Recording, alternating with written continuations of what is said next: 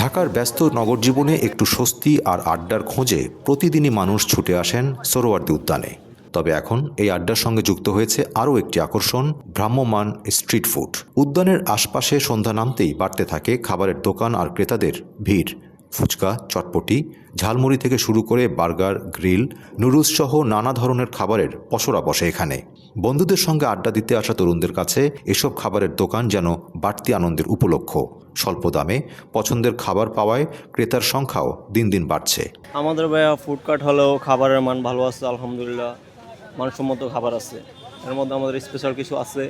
তো যারা খায় ওনারা আলহামদুলিল্লাহ রিভিউ দেয় ভালোই, খারাপ কেউ বলে না। তবে এই স্ট্রিট ফুডের গল্প শুধু খাবার আর আড্ডায় সীমাবদ্ধ নয়, এর আড়ালে রয়েছে নতুন উদ্যোক্তা হওয়ার গল্প। অল্প পুঁজি নিয়ে অনেক তরুণ শুরু করছেন নিজেদের ছোট ব্যবসা। কেউ পড়াশোনার পাশাপাশি, কেউ বা এটাকেই বেছে নিয়েছেন নিজের আয়ের পথ হিসেবে। নিজের হাতে খাবার তৈরি, ক্রেতার পছন্দ বোঝা আর প্রতিদিনের পরিশ্রম, এভাবেই ধীরে ধীরে নিজেদের পরিচিত করে তুলছেন এসব ক্ষুদ্র উদ্যোক্তা।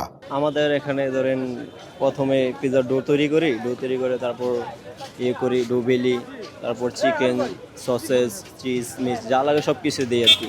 ওগুলো দিয়ে পিৎজা তৈরি করতে যা যা লাগে আমাদের এখানে সব কিছুই আছে। সামাজিক যোগাযোগ মাধ্যমের প্রচারণা আর ক্রেতাদের ভালো সাড়া ছোট এসব উদ্যোগকে দিচ্ছে নতুন পরিচিতি। একটি ছোট ভ্রাম্যমাণ দোকান থেকেই বড় ব্যবসার স্বপ্ন দেখছেন কেউ কেউ। আমাদের এখানে আলহামদুলিল্লাহ মানসম্মত আছে, পরিষ্কার পরিচ্ছন্ন আছে।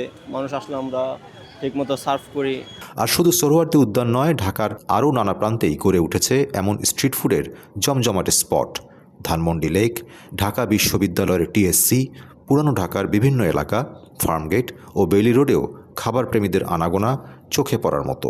অর্থাৎ ঢাকার ফুটপাত আর রাস্তার পাশে গড়ে ওঠা এসব ছোট ছোট খাবারের আয়োজন এখন শুধু ক্ষুধা মেটানোর জায়গা নয়, এগুলো হয়ে উঠছে আড্ডা, বিনোদন আর নতুন উদ্যোক্তা তৈরির এক সম্ভাবনাময় ক্ষেত্র।